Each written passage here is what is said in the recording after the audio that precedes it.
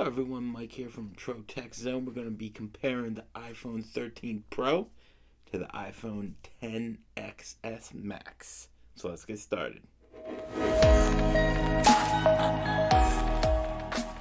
So I've been using the iPhone 13 for almost a month now, every day. I came from the iPhone XS Max. So I had that phone since 2018. So going on a little over 3 years now. And for the most part, it ran fine. But I did have some minor issues. So the sound quality wasn't as good. I'd be on the phone with someone, could barely hear them. And then it did have some Bluetooth connectivity problems as well. So I saw the iPhone 13 and I figured this is probably a good time to upgrade, right? So the camera on the iPhone 13, it's definitely much better. The battery and the camera is kind of the main thing that gets updated every year. So I am the most impressed actually with the battery, even over the camera. The battery is pretty impressive, I must say. I can actually go a full day without having to charge the phone. Usually, no matter what it is, I'm always worried about it dying because it seems to, like, no matter if it's my computer or my Apple Watch, it seems to die pretty fast. But with this iPhone 13, it actually lasts a really long time. So I'm actually very impressed with that. So first, we can talk about the size. So the iPhone 13 is bigger than the 10. It's about 2 inches bigger. Downloading speed, you can definitely see a difference in that. The 10 is 4G LTE, where the 13 Pro is actually 5G. So with the 13 Pro Max, it actually does have telephoto, wide angle, also cinematic mode, which is pretty cool, 1080p, and HDR recording up to 4K. So it does have 6 times optimal zoom, where the 10 only has 2 times. There is a scanner for night portrait photos, and also it does have faster autofocus and low light as well. I've been trying to take as many pictures as possible with the 13 Pro, and I did notice the detail and the definition is much better with the iPhone 13 compared to the 10, even though the 10 does take pretty decent pictures as well. There are a lot of nice features with the iPhone 13. It does have audio zoom, quick take video, there's night mode, time lapse, and also ProRes video recording up to 4K, as I mentioned. The iPhone 13 is a very powerful camera. It's been compared to $5,000 professional cameras, and it's held its own. The iPhone 13 Pro is around $1,200 or so, and it definitely holds its own against a $5,000 camera. So it's doing pretty well as far as that's concerned. I mean, you buy the iPhone 13, you get a lot of features such as you can text, you can make calls, but then also you have a very powerful camera that's in your pocket. It's pretty cool. So let's talk about the processor. The processor on the iPhone 13, it is an A15 Bionic chip, where the 10 is on the 12. Apple advertises this as their fastest chip, but obviously they're going to advertise that every year because every year it should be faster than the previous year.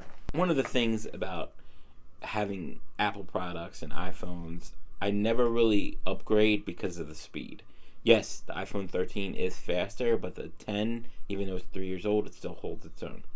If you love tech and you're enjoying this video, hit that like button and subscribe. Hit the bell so you get all the videos in the future. The battery, as I mentioned before, it is a game changer in my opinion. It gets about double the lifespan as the 10, so that's a pretty big difference. The 10 gets about 15 hours of playback, where the 13 Pro gets about 28, so almost double the amount of playback. I find myself on the phone for a while and I look at the battery and it barely moved.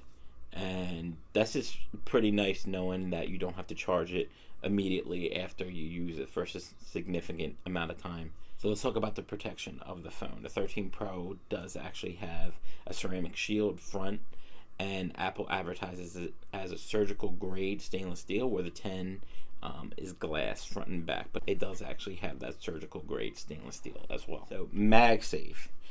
So there are a lot of MagSafe accessories. iPhone 13 is compatible with MagSafe. There's a wireless charger, but I don't think you'll need that with the Pro unless you are going on maybe a camping trip. You're going to be going for a few days and you don't have a power outlet. In general, you're not really going to need it because it has such good battery life. There is the MagSafe leather wallet, which is something that's pretty nice, and that's something I do plan on getting in the future, so that's pretty good. Also, there are MagSafe car holders. Makes it very easy, just basically just sticks to the MagSafe thing that you put into your air vent in your car. So let's talk about the displays. Both displays are Super Retina. 13 Pro is XDR, where the XS Max is HD display. The iPhone 13 does have ProMotion technology with adaptive rates up to 120 hertz. So initially, I didn't think this was a big deal. I didn't think the average user would really see a difference, but I must say, after using it, there is a pretty significant difference when you're scrolling through timelines. You're on Facebook, Twitter, whatever. It is very fluid. Like, it's not choppy. You scroll up and down, no big deal. So it is actually very nice. It was something that people were pretty excited for. I wasn't as excited, but I have to admit, like, I do really like it at this point. With the iPhone 13, there is 1,000 nits of brightness, where the 10 only has 625. With the iPhone 13, there is a noticeably smaller notch, which isn't a major thing for me. I'm not that worried about the notch. I feel like I'm okay with a bigger notch, even if I do get a better front-facing camera. Now, the notch is smaller on the 13, and you do get a better front-facing camera. So if they can do it without making the notch bigger, I'm happy. Either way, it's good with me. Weight.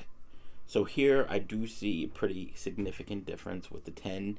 It weighs about 7.34 ounces, where the 13 Pro weighs about 8.46. So the 13 Pro definitely feels much heavier, and preferably I would like a lighter phone, especially since you're going to be carrying it, you're going to be holding it to record video. But since the 13 is heavier, it is thicker, so you get a better battery, you get better cameras, right? And it's safer if you do happen to drop it.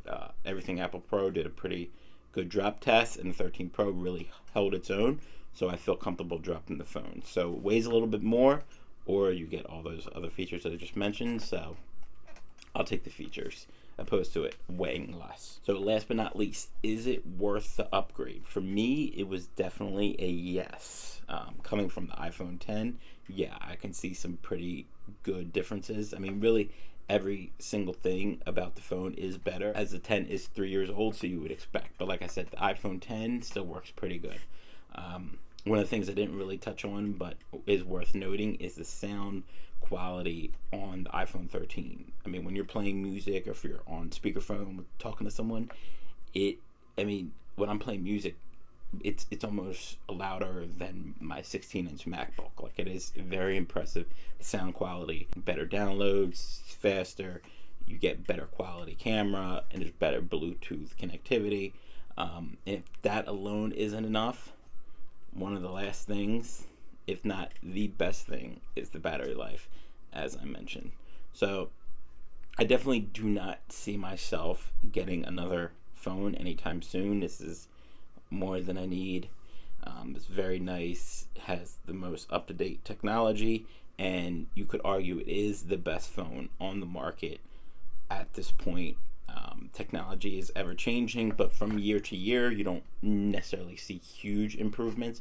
So I think this would definitely be for at least another 2 years, 2 to 4, probably upgrade in another 3, if not more than that, maybe 5. Who knows? But no, overall, it is a great phone. I am happy with it. I see myself using it for years and years and years. But just in case, I did save the iPhone 10, because you never know.